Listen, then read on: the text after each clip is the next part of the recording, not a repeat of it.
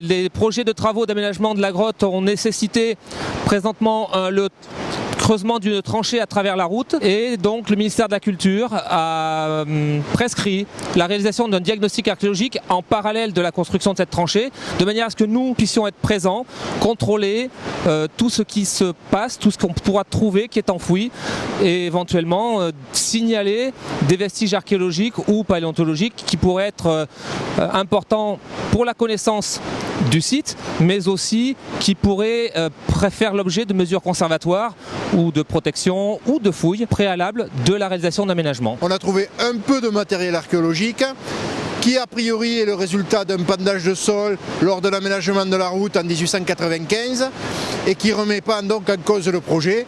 Donc nous allons pouvoir, après avoir réglé quelques solutions inhérentes de passage de gaines, de tubes, de tuyaux et de conduites, pouvoir terminer et donc passer ces fluides aujourd'hui. La route repose sur des niveaux qui visiblement, eux, sont autochtones, avec dedans des vestiges fauniques anciens, au sens où on n'a trouvé aucun vestige d'intervention humaine ou aucun vestige d'outils en silex ou en os. C'est pour l'instant de la faune naturelle. Le genre d'objet qu'on a trouvé dans ces niveaux profonds, c'est par exemple cette extrémité d'os, on va dire au sens large d'un bovin, un auroch, un bison, une spécialiste se penchera dessus. Voilà le genre de vestiges qu'on a trouvé dans ces sédiments profonds, peut-être pas en place, mais du moins issus de la grotte. Ils sont dans leur jus. Le tourisme se nourrit ici de l'archéologie.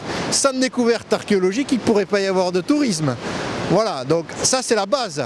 Plus on trouvera d'archéologie, plus ça nécessitera un intérêt. Vous verrez dans quelques années que ici, à l'emplacement du bâtiment, va commencer, avec l'autorisation bien sûr de la commune propriétaire, mais vont commencer des fouilles archéologiques qui prendront 10 ans, 15 ans, 20 ans et qui permettra au public de voir l'évolution des fouilles archéologiques dans le temps et donc permettront une revisite, des gens qui viendront régulièrement voir ce site pour son intérêt archéologique et donc ça sera du tourisme dont l'intérêt sera l'archéologie.